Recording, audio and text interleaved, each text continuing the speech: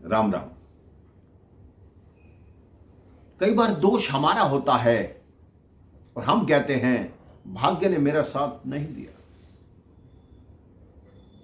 एक बहुत बड़े सेठ और उनकी पत्नी एक एक्सीडेंट में मारे गए। उनका एकमात्र पुत्र था जो घर में रहता, बहुत संपत्ति थी, लेकिन उसने इतना धन व्यर्थ किया कि सारे संपत्ति समाप्त होने लगी। अब धीरे धीरे वो कंगाल होने लगा, उसको खाने के भी लाले पड़ने लगे। जब बहुत बुरा हाल हुआ तो एक दिन अपने द्वार पर बैठा जोर जोर से छाती पीट पीट कर रो रहा था कि मेरा भाग्य कहाँ चला गया, मेरा कोई काम नहीं चलता, मेरे पास धन नहीं है, क्या करूं। वहां से एक साधु निकल रहे थे। उन्होंने कहा, इस प्रकार छाती पीट पीट कर क्यों रो रहे हो। उस व्यक्ति ने कहा, मेरा भाग्य रूठ गया है, अब मैं क्या करूं। उस साधु ने कहा, तुम्हारा भाग्य उस पर्वत की चोटी पर रहता है, जाकर उससे बात करो। उसने साधु की बात को व्यंग समझा, मजाक समझा और चुपचाप जाके रात्रि को जब सोया तो स्वप्न में देखा भाग्य की तरह का एक व्यक्ति उस पर्वत की चोटी से उसकी छाती पर कूदा और जैसे वो छाती पीट पीट कर रो रहा था, वो भाग्य भी छाती पीट पीट कर रोने लगा। अगले दिन प्रातः उसने निश्चय कर लिया कि मैं उस पर्वत की चोटी पर अवश्य जाऊंगा। अब वो पर्वत की चोटी पर चलने को तैयार हुआ। अभी मार्ग में पहुंचा था, एक छोटे पर्वत की चोटी आई। उसने देखा वहां एक शेर बैठा है। वो शेर से बचकर जाने लगा। शेर ने आवाज लगाई, मेरे पास आओ, मैं तुम्हारा शिकार नहीं करूंगा, मैं बहुत बीमार शेर हूं। वो शेर के निकट आया। शेर ने कहा, तुम कहां जा रहे हो। उसने कहा, मेरा भाग्य पर्वत की चोटी पर रहता है, मैं उसको लाने जा रहा हूं। सेठ ने कहा, अगर ऊपर जाना तो मेरे बारे में पूछना कि मेरी ये बीमारी कब समाप्त होगी। अब वो आगे चला। उसने देखा कि एक सुंदर झरना बह रहा था। उस झरने के किनारे एक फलों का बाग था। उसने जैसे ही एक फल तोड़ के खाया तुरंत थूक दिया कि इतने कड़वे फल कैसे हो सकते हैं। इतनी देर में उस बागीचे का माली आ गया। उसने हाथ जोड़े कि आप कोई भी फल खाएंगे, मेरे बागीचे का हर फल कड़वा है। वैसे तुम बताओ, तुम कहां जा रहे हो। उस युवक ने बताया कि मैं अपने भाग्य को लेने के लिए पर्वत की चोटी पर जा रहा हूं। उस माली ने कहा कि आप भाग्य से ये पूछना कि मेरे बागीचे के फल कब मीठे होंगे। अब वो चोटी के निकट पहुंचने वाला था। संध्या समय हो चुका था।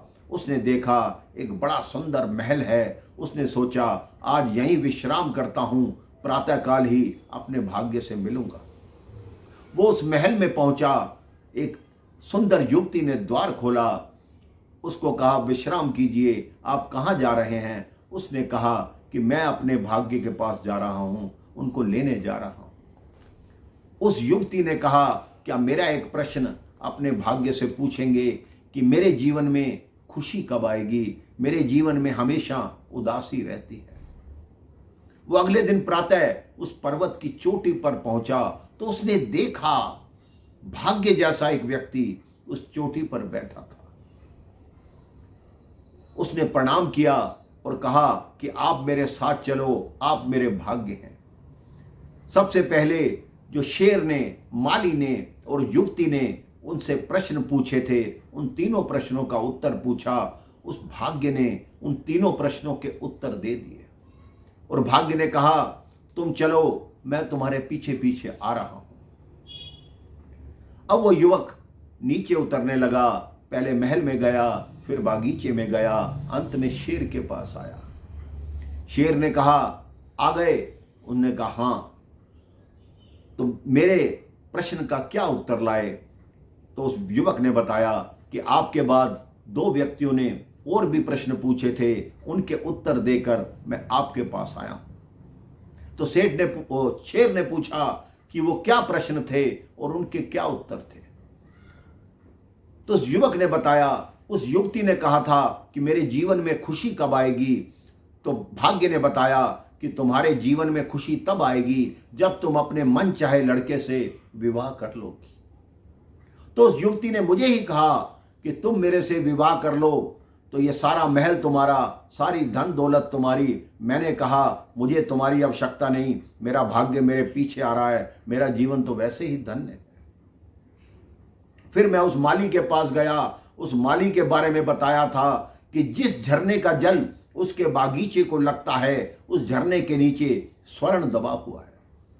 उस माली ने कहा वो स्वर्ण तुम ले जाओ ताकि मेरे बगीचे के फल मीठे हो जाएं। मैंने कहा मेरा भाग्य पीछे आ रहा है, मुझे स्वर्ण की क्या आवश्यकता है। सेठ ने कहा ठीक बात। तो सेठ ने कहा मेरे बारे में क्या बताया?